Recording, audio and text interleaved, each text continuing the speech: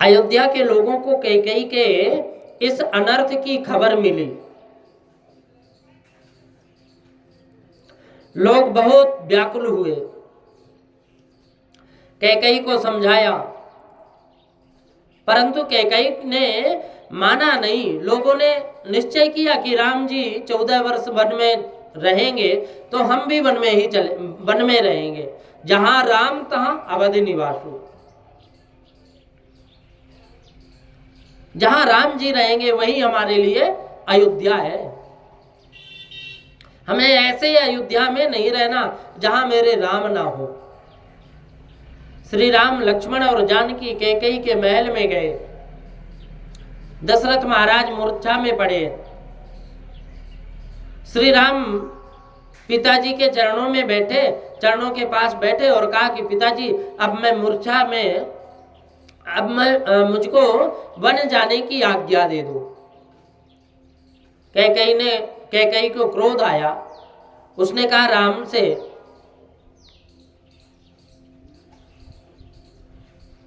तुम्हें वन में जाना है कि नहीं? तुम्हारे पिता तुमको कभी वन जाने की आज्ञा नहीं देंगे। मैं तुमको आज्ञा देती हूं, तुम चले जाओ। कैकेयी वल्कल वस्त्र लेकर आई, साधु भेष, पीतांबर, जोगिया भेष लेकर के आई। राम जी ने वस्त्र आभूषण उतारे। घर में दास दासी रोने लगे। मन में सब क्रोधित हो रहे हैं कि कैकेयी ये तूने क्या कर दिए, क्या कर रही है। कैकेयी ने श्री सीता जी को भी वही वस्त्र, जोगनी वस्त्र दे दिए। अब श्री सीता जी ने वस्त्र कभी भी नहीं पहने ऐसे। वो तो राजकुमारी थी, राजकन्या थी, उन्होंने कभी ऐसे वस्त्र नहीं पहने, इसलिए हाथ में लेकर खड़ी रही। उस समय वशिष्ठ जी दौड़ते हुए आए और श्री सीता जी के हाथ से वो वस्त्र खींचकर, जोगिया भेष खींचकर कैकेयी को तिरस्कार करते हुए कहा कि तू क्या कर रही है? राम के लिए तूने वनवास का वरदान मांगा था, पर श्री सीता जी को वनवास मिला नहीं है। ये तो पतिव्रत धर्म के अनुसार वन में जा रही है। वे वस्त्र आभूषण धारण करके जाएंगी। श्री राम लक्ष्मण जानकी जी ने कैकेयी माँ का वंदन किया। सब बाहर निकले। दशरथ महाराज बहुत व्याकुल हुए। उन्होंने मंत्री जी से कहा कि मंत्री जी, मेरे प्राण क्यों नहीं निकल रहे? मंत्री जी, मेरी एक इच्छा है, मेरे राम को कहना कि तुम्हारे पिता की अंतिम इच्छा है कि तुम पैदल चलते हुए वन में नहीं जाना।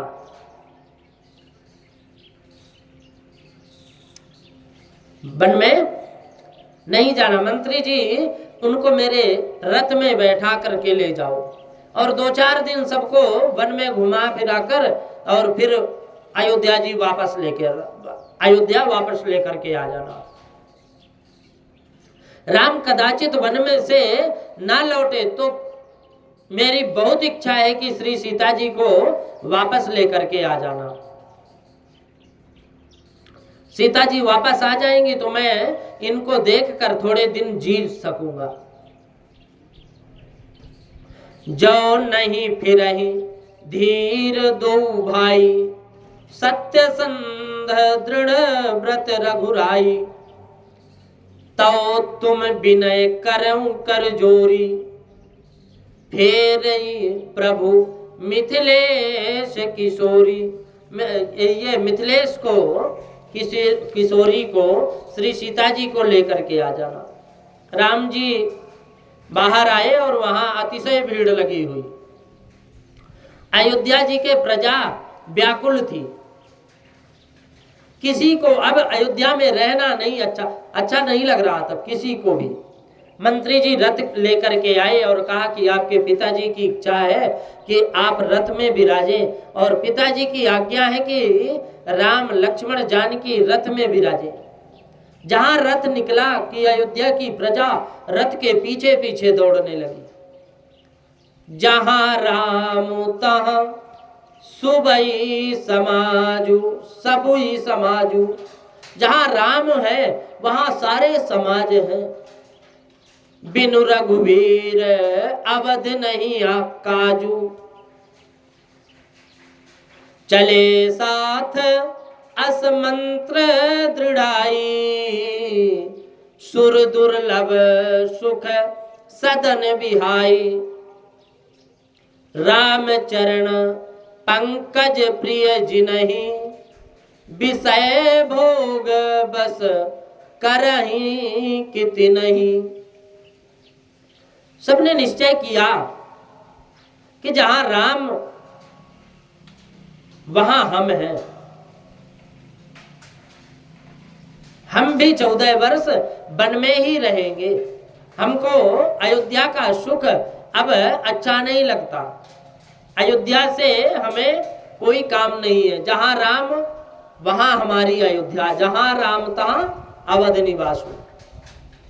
परमात्मा श्री राम जी में जिनकी प्रीति होती है ना, स्नेह होता है ना, ललक हो लगन होती है ना, उनको विषय सुख भोगना अच्छा नहीं लगता।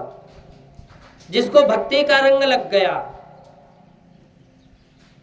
उसको संसार सुख तुच्छ लगता है। उसे अयोध्या जी की प्रजा की तरह वन में रहने की इच्छा होती है। अयोध्या जी की प्रजा की तरह वन में इच्छा होती है रहने की। अयोध्या के लोगों का राम जी के प्रति अतिशय प्रेम है। राम जी ने सबको समझाया परंतु कोई नहीं माना।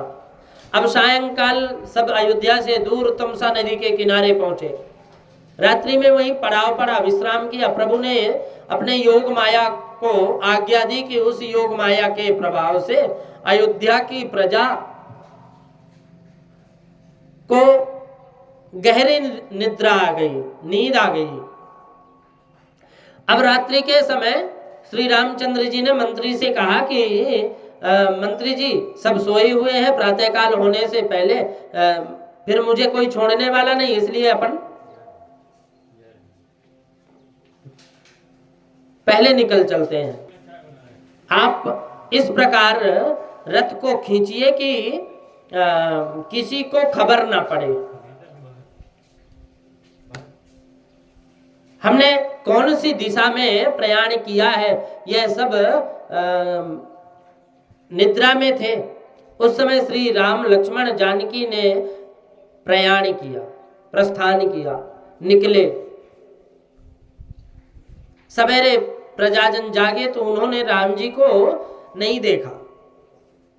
सब रोने लग गए, विलाप करने लग गए।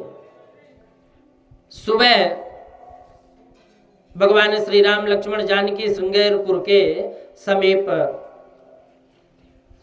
आए। अब श्रृंगारपुर का राजा गुह को खबर पड़ी तो उसने स्वागत करने के लिए आए।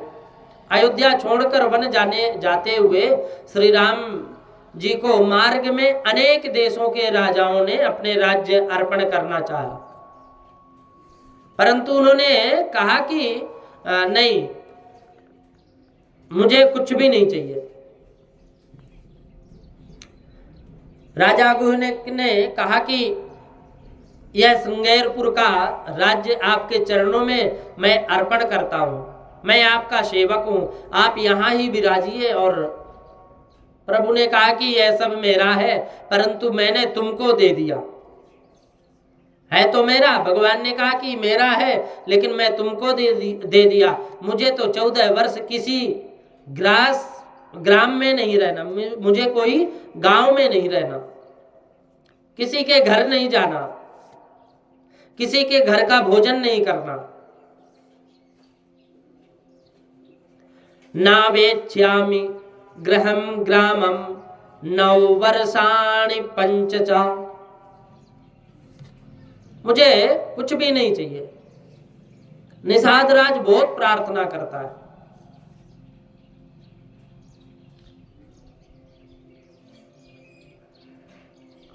कहते हैं कि नई सदा राज्य में तत्व किंकरस्य रघुत्तममा त्वदधीनं वसन्नत्र पालयास्मन् रघुध्वज। महाराज राम को निषाद राज सारा अपनी सारी संपत्ति राज्य इस भगवान के चरणों में अर्पण किया, लेकिन राम जी नहीं लिए, मना कर दिए। गंगा जी के किनारे एक शीशम के वृक्ष के नीचे मुकाम किया। उस दिन सबने निराहार व्रत किया, केवल जल पान किया, मात्र जल के आधार पर ही सब रहे। समस्त दिवस वहां विश्राम किया। रात्रि के समय दर्भ की सैया तैयार की, श्री सीता जी ने शयन किया। लक्ष्मण जी ने तो निश्चय किया था कि मुझे 14 वर्ष तक अब मुझे निद्रा नहीं और आहार नहीं करना। रात्रि में श्री राम का मैं रक्षण करूंगा। और लक्ष्मण जी धनुष बाण लेकर श्री सीता जी की 14 चौकसी करने लगे। 14 वर्ष तक तब संकल्प लिए थे कि श्री सीता राम जी का मैं 14 वर्ष तक, जब तक वन में रहेंगे तब तक मैं वहां अन्न नहीं ग्रहण करूंगा और निद्रा नहीं लूंगा कभी भी। श्री सीता जी को कुशा की सैया पर सोते देखकर राजा गु को बहुत कष्ट हुआ। निषाद राज को बहुत कष्ट हुआ। निषाद राज ने कैकेयी को उलाहना दिया, कैकेयी की निद्रा, कैकेयी की अपमानजनक बातें की, निंदा की। लक्ष्मण जी ने जो सुंदर उपदेश किया उसका नाम लक्ष्मण गीता है। रामायण में लक्ष्मण गीता बहुत सुंदर है।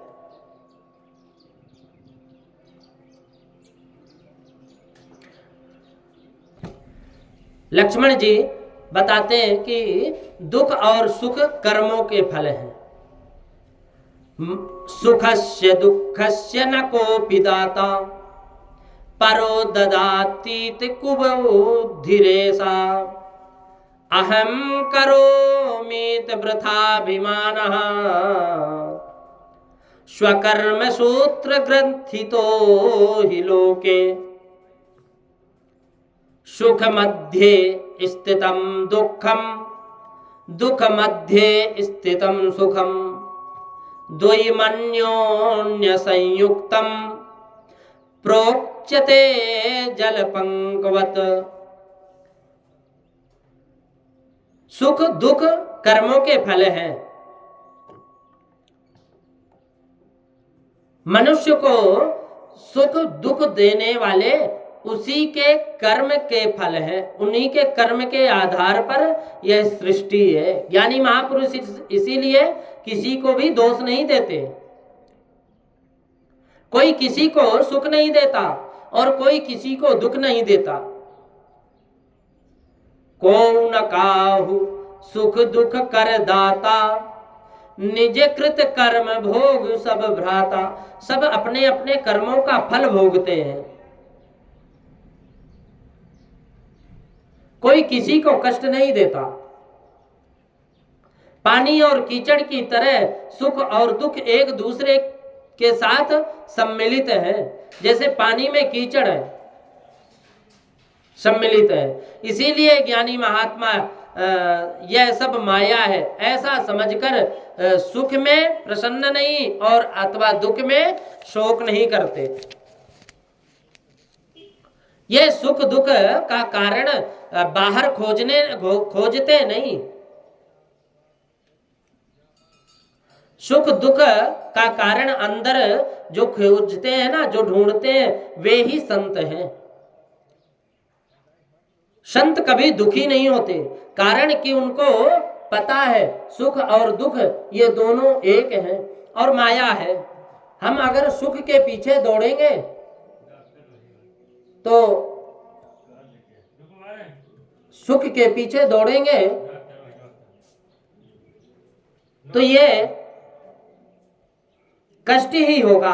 हम दुख के पीछे चलेंगे तो कष्ट होगा, कारण सुख मिलेगा और सुख के बाद फिर दुख मिलेगा। रात के बाद दिन होगी, दिन के बाद रात्रि होगी। लेकिन संत महात्मा क्या करते हैं? या निशाम सर्वभूतानाम तस्याम जागृति संयमी। वो रात्रि को ही अपना आनंद का समय बना लेते हैं।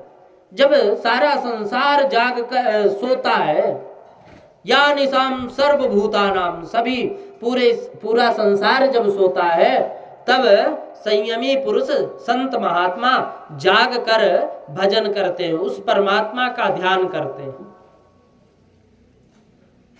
तो कष्ट किस बात की? सुख और दुख का कारण अंदर जो खोजते हैं वे ही संत हैं। मनुष्य को सुख दुख देने वाला इस जगत में कोई नहीं है। मुझे कोई सुख देता है, कोई दुख देता है, ये कल्पना भ्रामक है। ऐसी कल्पना करने से अन्न के प्रति राग अथवा द्वेष होता है। किसी की निंदा मत करो, किसी की स्तुति भी मत करो, ज्यादा नहीं करनी चाहिए। जगत का विचार करोगे तो मन बिगड़ेगा, और जगत में जो कुछ है वह सुंदर नहीं है, खराब ही है। जो दिखने वाला है वो खराब है, और जो दिखता नहीं वो वास्तव में सुंदर है। राम जी को ना सुख है ना दुख है, राम जी तो आनंद स्वरूप है। सच्चिदानंद रूपाय विश्वोत्पत्त्यादि हेतवे तापत्रय विनाशाय श्री कृष्णाय वयं नुमः। सच्चिदानंद है। रात का दिन उल्टा है, पागल का मूर्ख उल्टा है।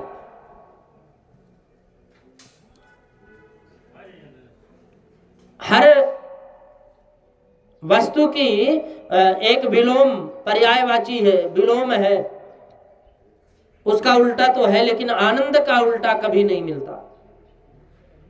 और कोई अगर विचार करे कि आनंद का उल्टा, तो आनंद का उल्टा कुछ होता ही नहीं। आनंद का उल्टा फिर हम यही मानते हैं कि परमानंद है, सच्चिदानंद है।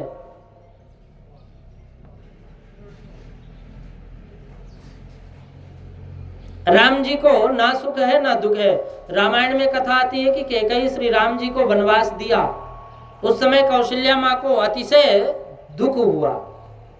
राम जी ने माँ से कहा कि माँ, यह मेरे कर्मों का फल है, पूर्व जन्म में मैंने कैकेयी को दुख दिया था, उसका यह फल है। मैंने परशुराम अवतार में जो किया था ना, उसका फल है। रामावतार में मुझे भोगने का अवसर मिला है। पूर्व जन्म में कैकेयी रेणुका थी, और रेणुका जमदग्नि ऋषि को रेणुका जमदग्नि ऋषि की पत्नी थी और परशुराम की माँ थी। एक समय एक गंधर्व को पत्नी के साथ विहार करते देखकर रेणुका के मन में विचार आया कि इस गंधर्व कन्या को जैसा सुख मिल रहा है, ऐसा सुख मुझे नहीं मिला। पर पुरुष का विहार देखते हुए रेणुका के मन में थोड़ा विकार उत्पन्न हुआ, तो रेणुका को लौटने में, वापस आने में देरी हुई, विलंब हुआ। इतने में जमदग्नि ऋषि को पता चला अपने ध्यान योग से। जब रेणुका के बारे में पता चला तो रेणुका के ने मन में व्यभिचार किया। जमदग्नि को क्रोध आया और उन्होंने पुत्र परशुराम जी से कहा कि तेरी माँ पापनी है, इसे मार डाल। परशुराम जी को आज्ञा हुई और इसीलिए उन्होंने माँ को मार डाला। रेणुका का शिरच्छेद कर दिया। राम जी ने कौशल्या माँ को समझाया कि माँ, मैंने पूर्व जन्म में माँ को ही दुख दिया था, इसीलिए इस जन्म में कैकेयी माँ ने मुझे दुख दिया है। महात्मा लोग तो यहाँ तक कहते हैं कि रामावतार में बाली को मारा, वही बाली कृष्ण अवतार में व्याघ का किए हुए कर्मों का फल भोगना पड़ा। लक्ष्मण जी ने निषाद राज को उपदेश देते हैं, कैकेयी का कोई दोष नहीं है, ये तो भगवान आनंद स्वरूप है। सुखस्य दुःखस्य न कोऽपि दाता परो ददातीत कुबुद्धि रेखा अहम करोमीत वृथाभिमानः स्वकर्म सूत्र। हम जो करते हैं ना, स्वकर्म सूत्र ग्रथितो ही लोके, हम जो करते हैं उसी का कर्म का फल हमें मिलता है। राम जी ने कौशल्या माँ को समझाया कि मैं पूर्व जन्म में माँ को दुख दिया था, इसी कारण जन्म और इस जन्म में कैकेयी माँ ने मुझे दुख दिया है। लक्ष्मण जी ने राजा गुह को, निषाद राज को उपदेश दिया, कैकेयी का कोई दोष नहीं है, राम तो आनंद स्वरूप है। सब साधनों का फल क्या है? राम में प्रेम। राम जी में प्रेम जागे तो जीवन सफल होता है, और जो राम जी के साथ प्रेम करता है उसका जीवन सुधरता है। सखा परम परमारथु एहु मन क्रम वचन राम पद नेहु राम ब्रह्म परमारथु रूपा अविगत अलख अनादि अनूपा सकल विकार रहित गत भेदा कहि निति नेति निरूप ही वेदा। बातों बातों में ही प्रातः काल हो गया, रघुनाथ जी जागे, उन्होंने बड़ का दूध मंगवाया। राम जी ने बड़ का दूध मंगवाया। अब उससे लक्ष्मण जी ने सुंदर वालों की जटा बनाई बड़ के दूध से, तपस्वी बन गए। निषाद राज से यह दृश्य देखा नहीं गया, मूर्छित हो गए और जमीन पर गिर पड़े। अब गंगा पार उतरना था।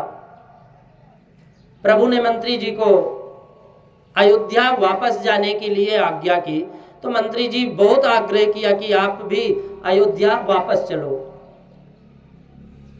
राम जी ने कहा कि मंत्री जी को बोला कि आप यह क्या कह रहे हैं? आप धर्म का तत्व ज्ञान जानते हैं, विपत्ति के समय महापुरुष धैर्य रखते हैं। पिताजी के चरणों में मेरा साष्टांग प्रणाम कहना, और मंत्री जी अधिक तो मैं कुछ नहीं कहता, मैं इतना कहता हूं कि मेरे पिताजी को प्रसन्न रखना।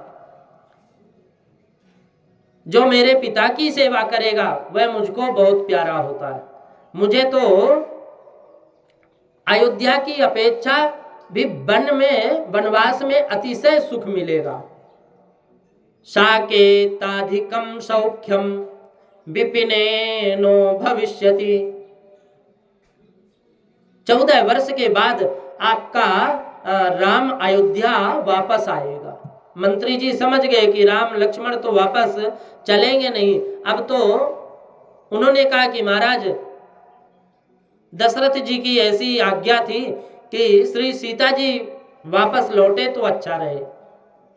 श्री सीता जी वापस लौटेंगी तो महाराज को कुछ अवलंब मिलेगा, कुछ शांति मिलेगी, कुछ सांत्वना मिलेगी।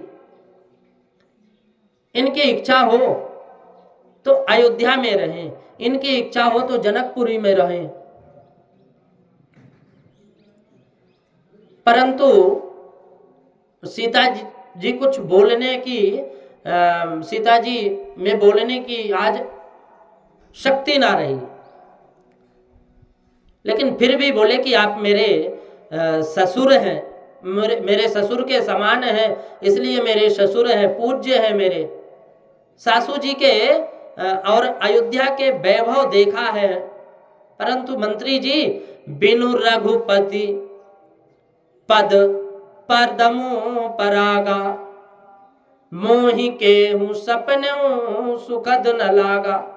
मुझे कुछ भी अच्छा नहीं लगेगा, मैं सब कुछ देख लिया। मुझे ससुर का प्रेम, सास का प्रेम, यहाँ तक कि मुझे अयोध्या के जितने भी लोग हैं, प्रजा है, उन सब का प्रेम हमने देख लिया। लेकिन सच्ची बात बताऊं तो बिनु रघुपति पदुम परागा, मुझे बिना रघुपति के चरणों की अनुराग के सिवा और किसी में मुझे अब कुछ सुहाता ही नहीं है। मेरे पतिदेव जहां विराजेंगे वहां ही मेरा धर्म है, वहां मैं रहूंगी। मंत्री जी को जाने की आज्ञा दे दी। मंत्री जी स्तंभ होकर खड़े हो गए। एकटक राम लक्ष्मण जी जानकी जी का प्रयाण निखरते रहे। गंगा जी के किनारे एक ही नाव थी, सामने वाला किनारा पर जाना था। पहले केवट का प्रसंग रामायण में वर्णन किया गया। लक्ष्मण जी ने केवट को बुलाया, केवट आया और हाथ जोड़कर बोला कि महाराज मेरी नाव में तुमको बैठने की इच्छा हो तो तुम ऐसी आज्ञा दो कि तुम हमारे चरण धो लो।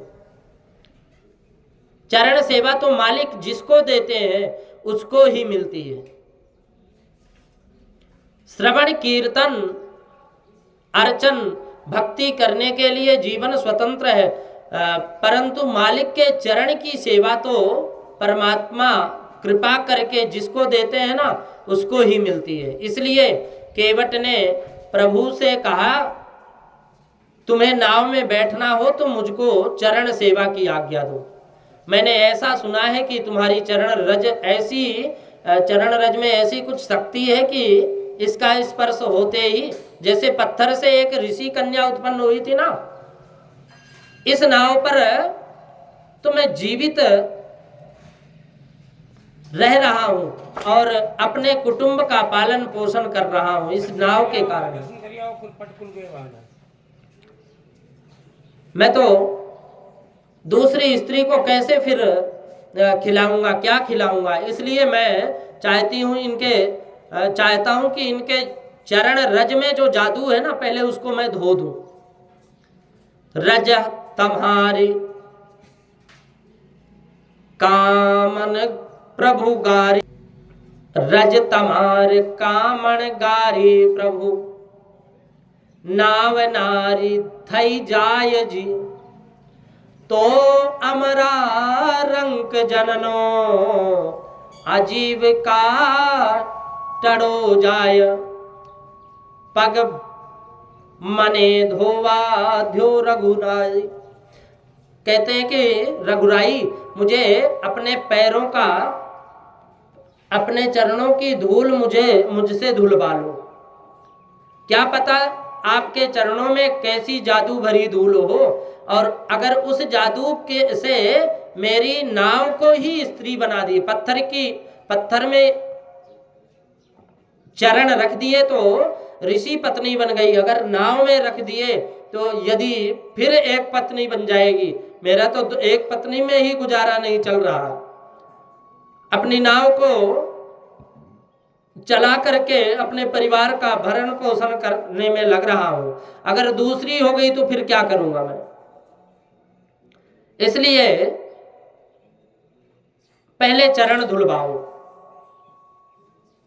तुम्हारे चरण पखार लूं, ऐसी मुझको आज्ञा करो। राम जी स्मृत हास्य किया, मुस्कुराए और श्री सीता जी और लक्ष्मण जी की ओर मुस्कुराकर देखने लगे कि मालिक ने दोनों चरणों की सेवा इन दोनों जनों की को दी हुई है। अब दाहिने चरण की सेवा लक्ष्मण जी करते हैं और बाएं चरण की सेवा श्री सीता जी करती हैं।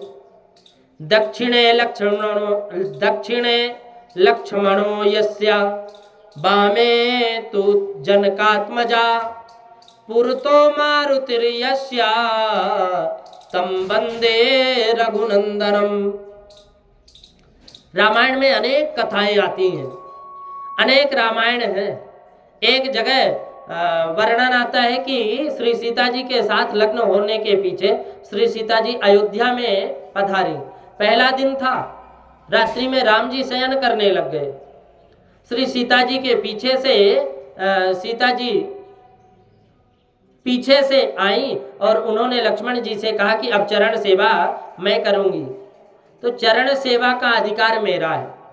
तब लक्ष्मण जी सीता जी को वंदन करके बोले कि भाभी जी, माँ, आज तक मैंने ही चरण सेवा करता आ रहा हूं, तुम तो आज आई हो। सीता जी राम जी से कहा कि अपने भाई को कुछ समझाओ, अब यहां से ये चले जाएं, अब ये ठीक नहीं है। राम जी क्या बोले, उनके पास उत्तर ही नहीं। राम जी को तो लक्ष्मण जी प्राण से भी अधिक प्यारे लगते।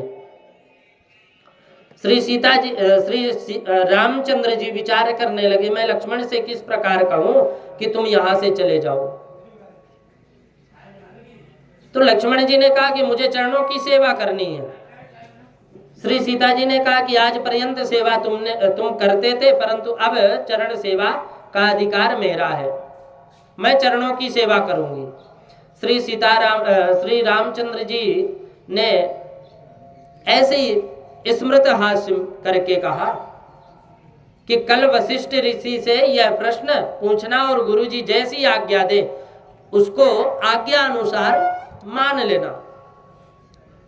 सीता जी और लक्ष्मण जी वशिष्ठ ऋषि के आश्रम में गए। लक्ष्मण जी ने कहा कि देखिए भाभी, अभी हाल में आई हैं, परंतु मुझसे कह रही हैं कि अब चरण की सेवा तुम्हें नहीं करना। गुरुजी, मैं छोटा था तब से अपने बड़े भाई के चरण की सेवा करता आ रहा हूं। सीता जी ने हाथ जोड़कर कहा कि गुरुजी, आप इनको समझाइए, अब तो चरणों की सेवा का अधिकार मेरा है। तब वशिष्ठ जी को भी आनंद हुआ कि पूछने को तो बहुत आते हैं, परंतु ऐसे पूछने कोई नहीं आता।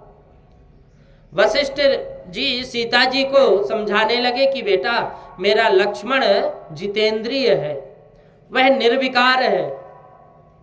बेटा, मन में तनिक भी शंका रखना नहीं, दाहिनी चरण की सेवा लक्ष्मण को करने दो और बाएं चरण की सेवा तुम करो। गुरुजी ने ऐसा निर्णय कर दिया, मालिक के दोनों चरणों की सेवा दोनों को दे दी। अब सीता जी बाएं चरण की सेवा करती और लक्ष्मण जी दाहिने चरण की सेवा करते। आज गंगा किनारे राम जी को स्मरण हुआ तो वशिष्ठ गुरु जी को ने मुझको सीता जी और यहाँ तो यह तीसरा आकर खड़ा हो गया और कहता है कि मुझे तो इच्छा है कि चरणों की सेवा करना। केवट दौड़ता हुआ घर गया, लकड़ी का कठौता लेकर के आया और वनवास के 14 वर्ष तक राम जी ने कोई धातु बने हुए पात्र का स्पर्श नहीं किया। तपस्वी बनकर वन में रहते हैं, 14 वर्ष पर्यंत अनाज लिया नहीं। श्री रामचंद्र जी ने तपश्चर्या का दिव्य आदर्श बताया है। केवट यह जानता था कि इसलिए वह लकड़ी का कठौता लेकर के आया। उसमें श्री राम जी के चरणों में प्रेम से पखारने लगा, श्री राम जी के चरणों को प्रेम से पखारने लगा, धोने लगा। यह केवट पूर्व जन्म में क्षीर समुद्र में कछुआ था और उसको नारायण की चरण सेवा की इच्छा थी, परंतु लक्ष्मी जी ने और शेषनाग ने उसे चरण की सेवा करने नहीं दी। और आज जब लक्ष्मी जी सीता बनी हुई है और शेष जी लक्ष्मण जी बने हुए हैं, तो केवट मानो उनसे कह रहा है कि तुम उस समय आप दोनों मुझे चरण की सेवा नहीं करने दी। आज मैं तुम दोनों खड़े रहोगे और मैं चरणों की सेवा करूंगा परमात्मा की। परमानंद हुआ। केवट ने पाद प्रक्षालन किया, चरणों का जल मुख में लिया और मस्तक के ऊपर पधराया डाला। उसके पीछे रामचंद्र जी से कहा कि महाराज चरणों की सेवा तो मुझे मिली, परंतु अब यहां से पुनः चलते हुए जाकर नाव में बैठोगे तो फिर से तुम्हारे चरणों में रज लग जाएगी। तो रामचंद्र जी ने पूछा कि भाई तेरी क्या इच्छा है? केवट ने कहा मेरी ऐसी इच्छा है कि मैं आपको उठाकर नाव में बैठाऊं, मेरा मनोरथ पूर्ण करूं, मुझे और कुछ नहीं चाहिए, मैं कुछ मांगता भी नहीं। तो श्री सीता जी को भी बहुत आश्चर्य हुआ कि गांव का अनपढ़, परंतु इसका हृदय कैसा शुद्ध है, राम जी में ऐसा प्रेम है, इसका कोई कह नहीं सकता। केवट ने रामचंद्र जी को उठाकर नाव में पधराया, विराजमान किया और ऐसी श्री सीता जी और लक्ष्मण जी भी नाव में विराजे। केवट इनको गंगा पार लेकर के गया। श्री राम ने केवट को मुद्रिका देने लगे, खूब प्रयास किए, लेकिन केवट ने लेने से इनकार कर दिया, मना कर दिए। उसने प्रभु से कहा कि नाई की करी नाई ले नहीं, आपन धंधा भाई, काग ले नहीं का खाखनी, काको उतराई। नाई कभी नाई की कटाई नहीं लेता। बाल काटने वाला नाई कभी दूसरे नाई के बाल अगर काट भी दे तो उसके वो काटने का नहीं लेता, बोले कि ये तो अपना धंधा है, दोनों का बराबर का धंधा है। नाई से न नाई लेत, काग ले ही नहीं कागनी खाखनी। बोले ये हम दोनों की जाति है, इसलिए उतराई नहीं लेंगे। लक्ष्मण जी नाराज हो गए कि हम दोनों की, उन्होंने केवट से पूछा कि तुम्हारी और हमारी जाति एक कैसे है? हम एक क्षत्रिय जाति के और तुम एक भील जाति के हो, फिर भी कहते हो कि जाति एक है। केवट ने कहा तुम्हारी और मेरी जाति एक नहीं है, परंतु मेरी और राम जी की जाति एक है। फिर राम जी से कहा कि महाराज आपको मैंने गंगा पार उतारा, समय आए तब मुझे आप भी इस संसार सागर से पार उतार देना। गंगा सागर का केवट मैं हूं और संसार सागर के केवट आप हैं। केवट जानता था कि राम परमात्मा है। गंगा के उस पार किनारे उतर कर राम जी, लक्ष्मण जी, जानकी जी आगे आगे चल दिए। राम जी के पीछे सीता जी और चलती, उनके पीछे लक्ष्मण जी चलते। आगे राम लखन बन पाछे, तापस वेश विराजत काछे, उभय बीच सिय सोहति कैसे, ब्रह्म जीव बीच माया जैसे। चलने में भी मर्यादा थी, विनय थी। श्री सीता जी पृथ्वी पर नजर रखकर चल रही थी। माता जी बहुत सावधान थी। धरती पर जहां राम जी के चरण चिन्ह दिखाई देते वहां अपना पग ना पड़े, इसलिए राम जी के चरण चिन्ह को बचाकर सीता जी चरण रख रही थी। श्री राम और सीता के पीछे पीछे लक्ष्मण जी चल रहे थे। तो लक्ष्मण जी भी बहुत सावधान थे। श्री सीताराम के चरणों के चिन्ह जहां दिखते थे वहां लक्ष्मण जी मन में वंदन करते थे और स्वयं उन चिन्हों को बचाकर चलते थे। ऐसा करते समय सकरी पगडंडी रास्ते पर लक्ष्मण जी को चलने के लिए स्थान रहता नहीं था, तब लक्ष्मण जी कांटों के ऊपर चलते थे। राम जी का ध्यान गया, ये देखा नहीं गया राम जी से, तो इसलिए चलने का क्रम बदला। आगे आगे लक्ष्मण जी, उनके पीछे श्री सीता जी और सबसे पीछे श्री राम जी। इसके अनुसार चलना निश्चित हुआ। चलने में मर्यादा, बोलने में मर्यादा, रास्ते में जहां मुकाम करते, जहां रहते, वहां अगल बगल के गांवों के लोग श्री सीताराम जी के दर्शन के लिए उमड़ पड़ते। गांव की स्त्रियां माता की बारंबार वंदना करती थी और आपस में बात करती हुई कहती थी कि ते पितु मातु कहूं सखी कैसे, जिन पठये बन बालक ऐसे। ऐसे बालकों को वन में भेजा कैकेयी को शर्म नहीं आई। ये स्त्रियां श्री सीता जी से पूछती, इन दिनों से, इन दोनों से तुम्हारा क्या संबंध है? तब श्री सीता जी कहती कि ये गोरे हैं, वो मेरे देवर हैं, और राम जी का परिचय नहीं देती, केवल आंखों से इशारा करती है। श्रुति भी परमात्मा का वर्णन विधि से नहीं करती, परंतु निषेध पूर्वक करती, नेति नेति। रघुनाथ जी प्रयागराज में आए, वहाँ त्रिवेणी संगम में स्नान किए। गंगा जी की महिमा राम जी ने श्री सीता जी और लक्ष्मण जी को सुनाई। प्रयागराज के महान संत श्री भरद्वाज ऋषि हैं, और भरद्वाज ऋषि श्री रामचरण के अति अनुरागी थे। बारंबार श्री राम कथा सुनते थे। इस जगत की बातें सुनने में सार नहीं है, संसार की बातें सुनने में सार नहीं है, इसमें तो भक्ति में विक्षेप होता है। सुनो तो प्रभु कथा सुनो, संतों की वाणी सुनो, परमात्मा का भजन सुनो, कीर्तन सुनो।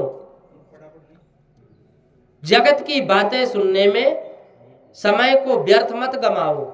भरद्वाज ऋषि ने श्री राम लक्ष्मण जानकी का प्रेम से स्वागत किए और ऋषि को बहुत आनंदित हुए ऋषि, और विचार कहते हैं कि मेरी तपश्चर्या आज सफल हो गई। आज